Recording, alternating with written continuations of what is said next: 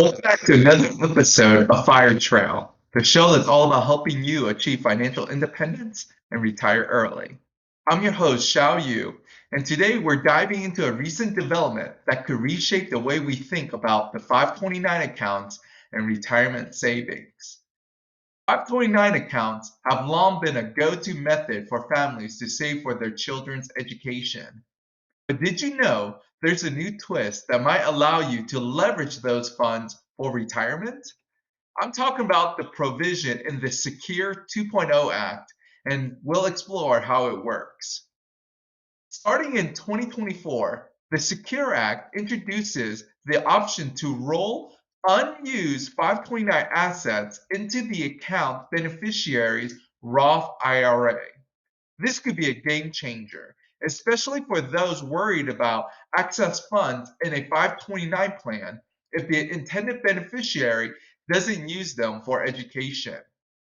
But before you start moving money around, there are some important details to consider. Let's explore the limits and factors you need to keep in mind.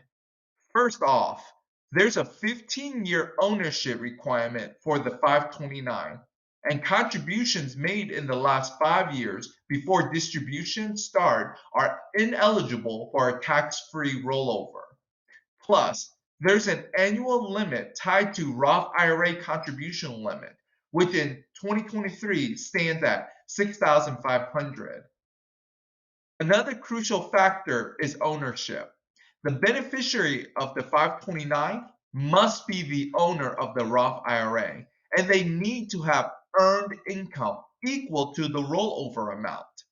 These rules, while providing a potential avenue for unused funds, also bring their own set of complexities.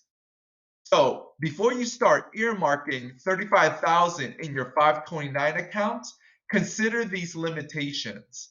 The legislation outlines the rules, but there's room for interpretation, and the IRS might have its own say when it comes to time to implement. Now, let's talk strategy.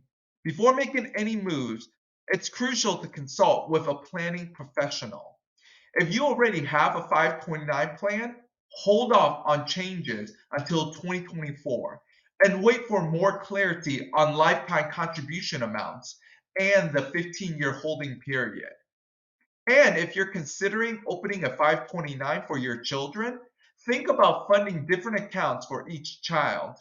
However, trade cautiously on assuming you can easily transform these assets into Roth assets with a future rollover. But what if you're concerned about overfunding a 529 plan? Well, there are other options.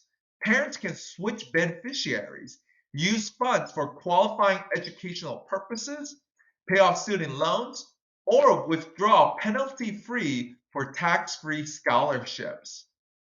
In conclusion, this new provision offers a fresh perspective on maximizing the potential of 529 assets, but it's essential to approach a 529 to Roth rollover as a potential backup option rather than a standalone retirement saving strategy. I hope you found this exploration of the Secure Act beneficial. As always, consult with a financial professional for personalized advice. Thank you for tuning into this episode of Fire Trail. If you enjoyed this episode, don't forget to subscribe to the podcast and leave us a comment. Thanks for listening. This is Xiao Yu, wishing you all the success and happiness on your financial journey.